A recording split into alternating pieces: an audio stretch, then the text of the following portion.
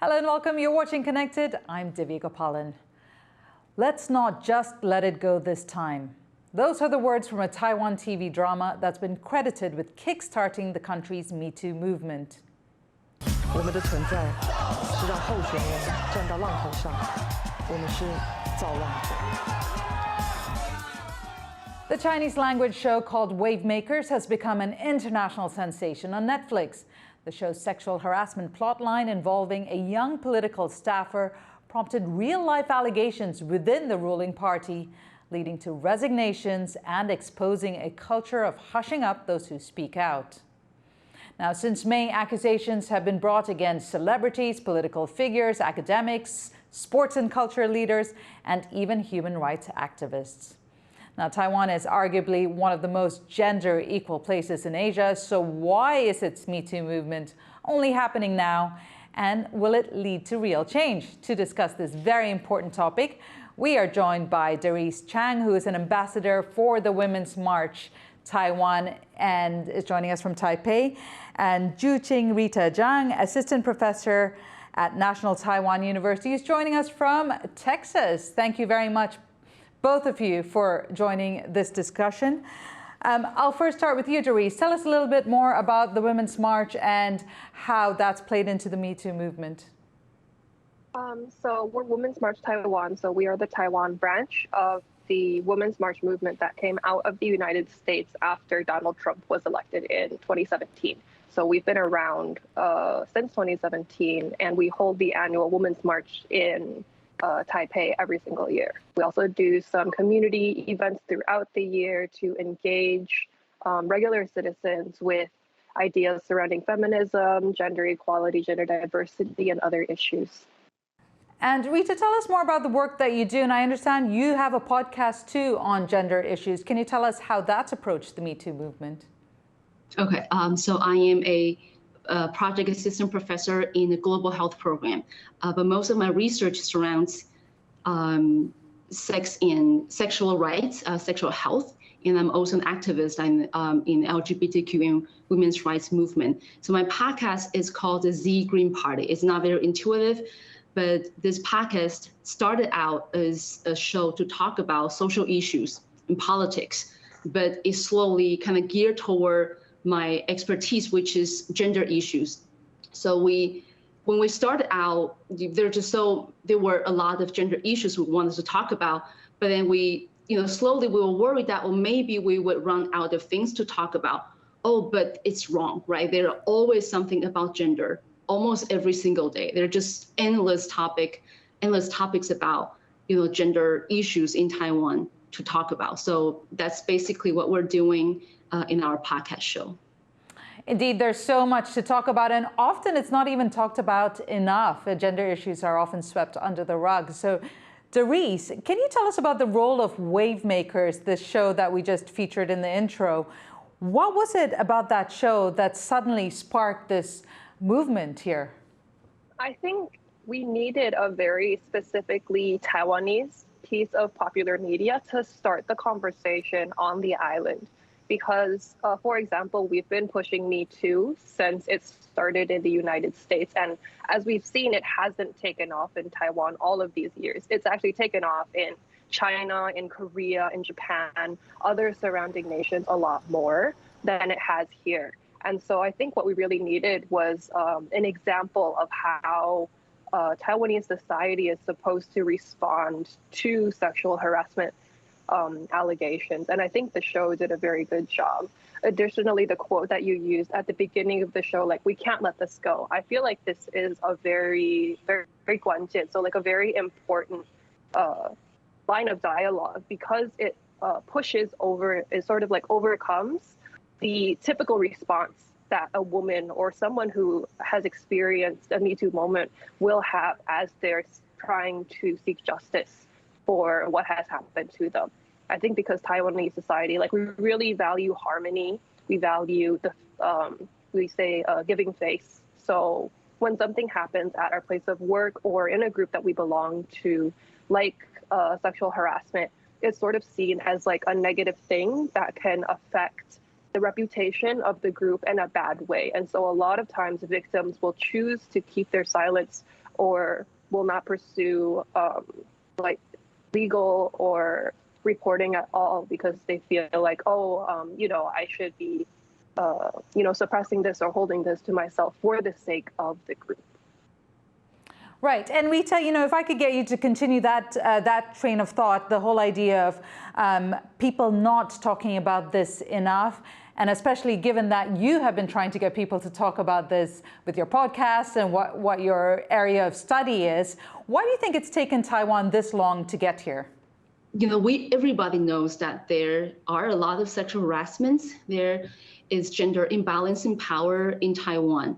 But I think one thing about why, like when Me Too happened in the United States in 2017, people were kind of waiting for it to happen in Taiwan, but it kind of didn't, right? And then in Korea, it happened and then they changed the law. But in Taiwan, since the early 2000s, we actually have, 3 major laws for gender equality, kind of protection of, gender harassment, anti-sexual harassment laws.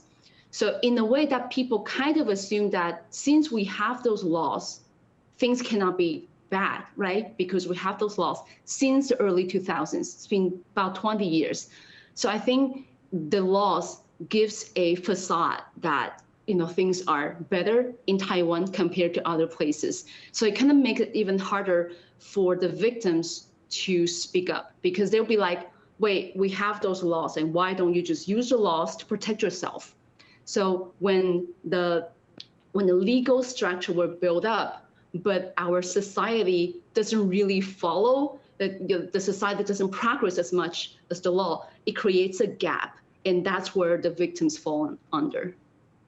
I want to pick up on something you said here with statistics. You said that people think that the situation here is better than in other places. And if you look at these statistics from the Ministry of Labor, which conducted a survey last year, they found that 3.3% of female employees and 1.3% of male employees had experienced sexual harassment at work in 2022. That is far lower than many other countries. Darice, what do you make of those numbers? Do they paint a real picture? Are they basing those statistics off of like people that report it? Because as I understand, the Modern Women's Foundation recently released a report where they found that 78% of women who experience sexual harassment in the workplace choose not to report. So I feel like the actual statistics are much higher. Rita, what is your take on those numbers? Those are definitely underreporting, significantly underreporting. I personally know so many victims of sexual harassment in the workplace that choose or were not able to report because of fear of repercussion, because of they're just so tired, right? They're like, I can't fight this anymore. So because the legal system, the reporting system that we have now make it almost impossible for the victim to actually file a report because it's usually, it is their employer that have to start in the investigation. But a lot of time is the higher up in the company that do the harassment, right? So when the victim file the report and then they still have to continue working, and even though the law requires that, the accused and then the accuser will have to be separated during the time of the investigation is usually the weaker one, right? The less powerful one that have to, temporarily leave the work. And if they file a sexual harassment report, a lot of time that would turn into workplace bullying. And so I would say those numbers are significantly underreporting. Right. I have a very relevant example of what you are talking about. Now, this movement started on social media and is also fueled by social media. And one of the most high-profile Me Too cases in Taiwan is no exception.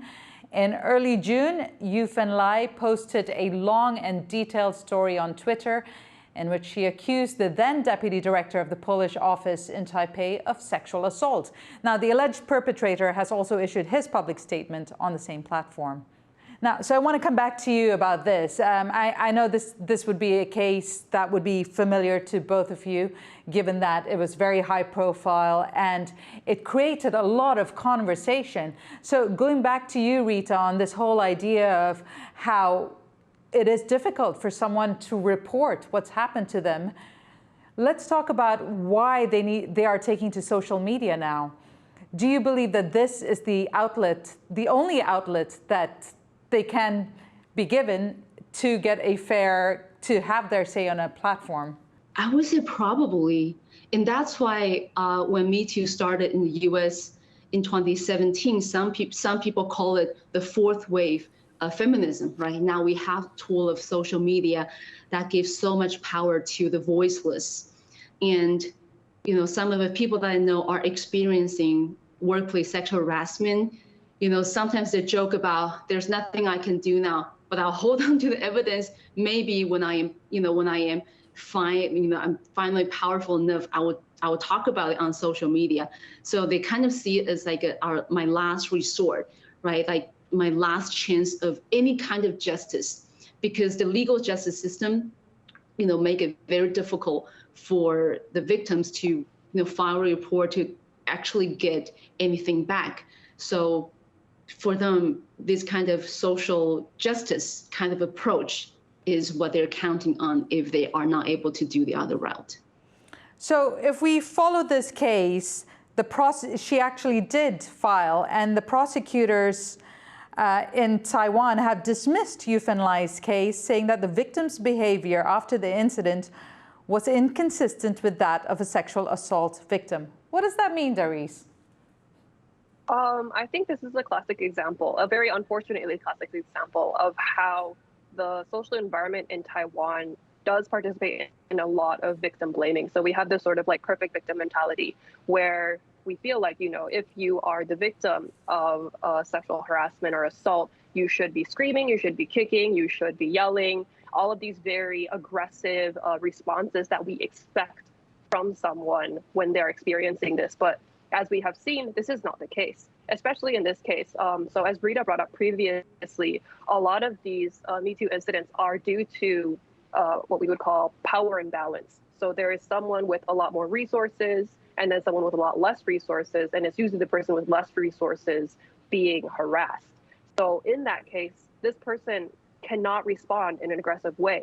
Like if you look at Yufen's story, she very specifically, she was even doubting herself in that moment. She was like, why am I apologizing to him? Like, why am I keep telling him oh, we should be friends? Like, can we just go back to the way things were before?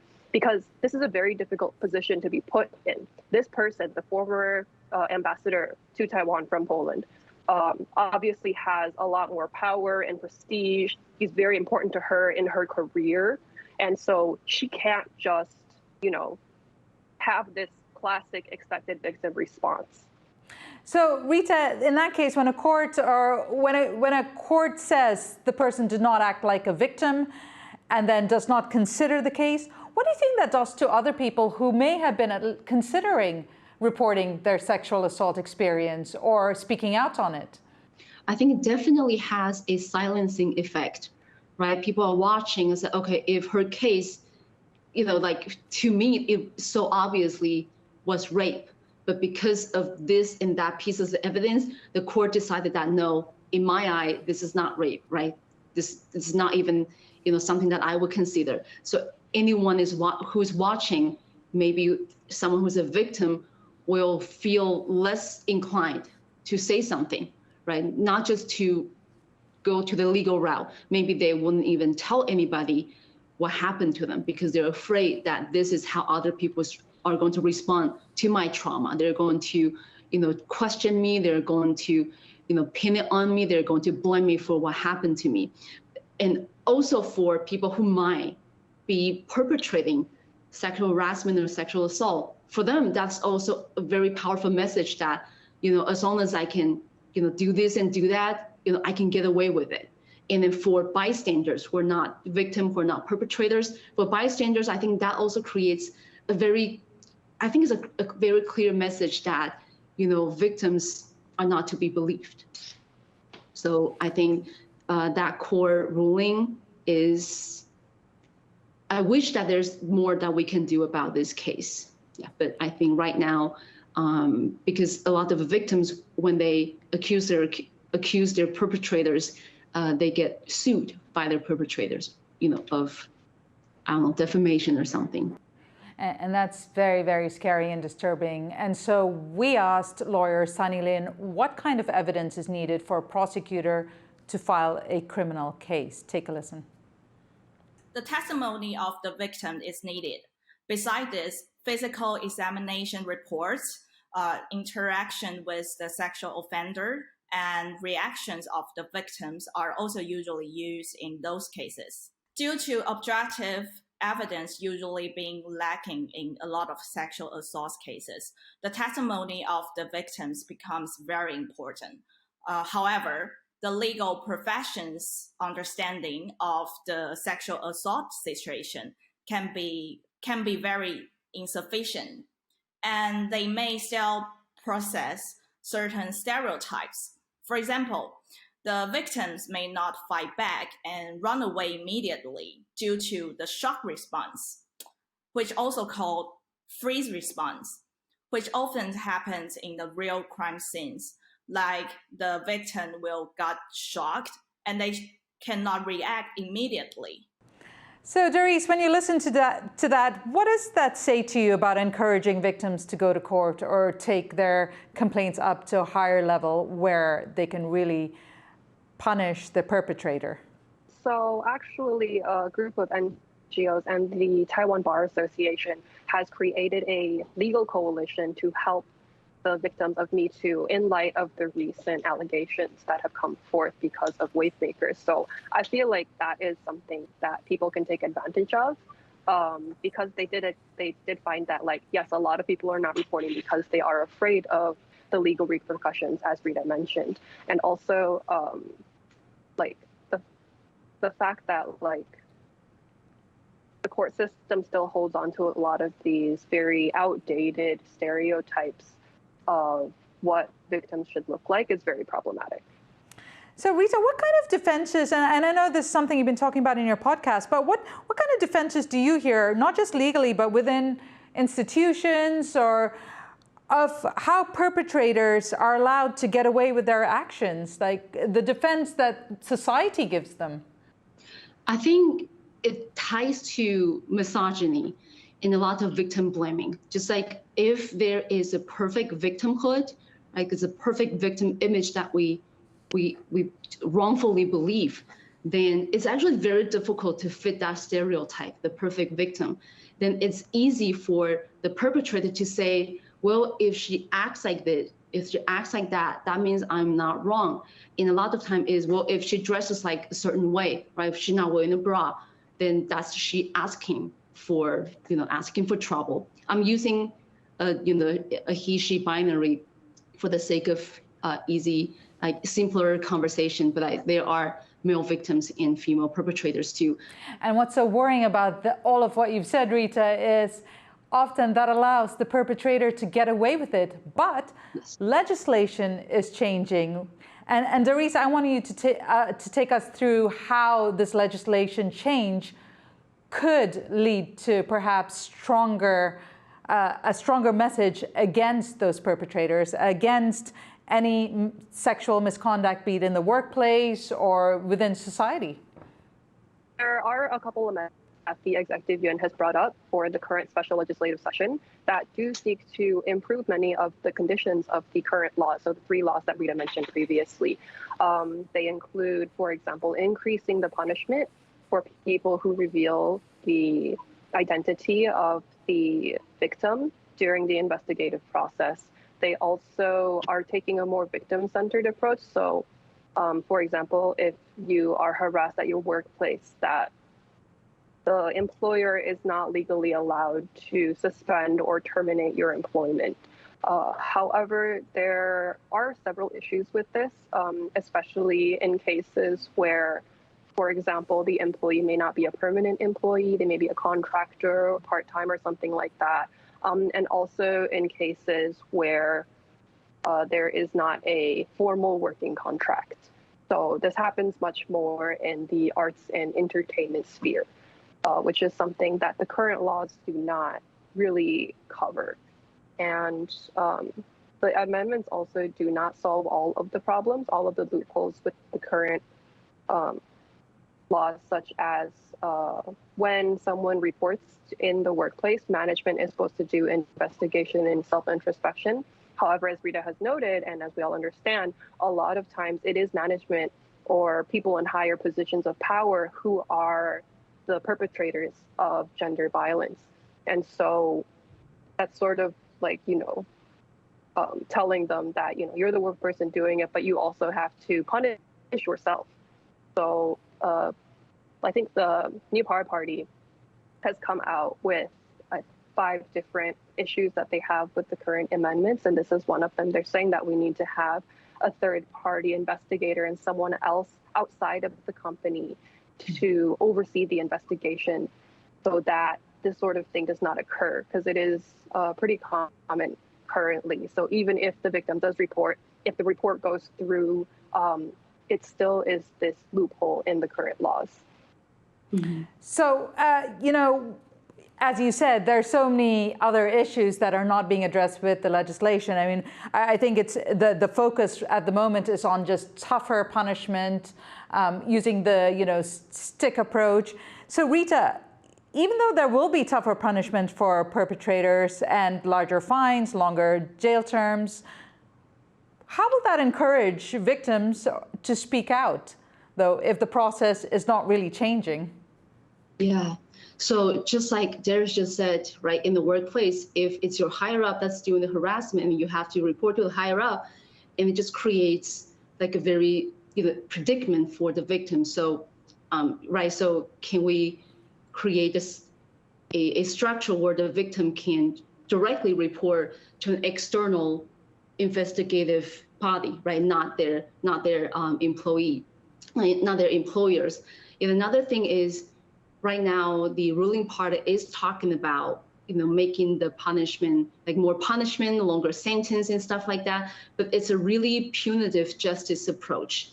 But for a lot of the victims, especially those who are sharing their stories, for those whose perpetrators, like the sexual harassment or the sexual assault, is already past the statute of limitation.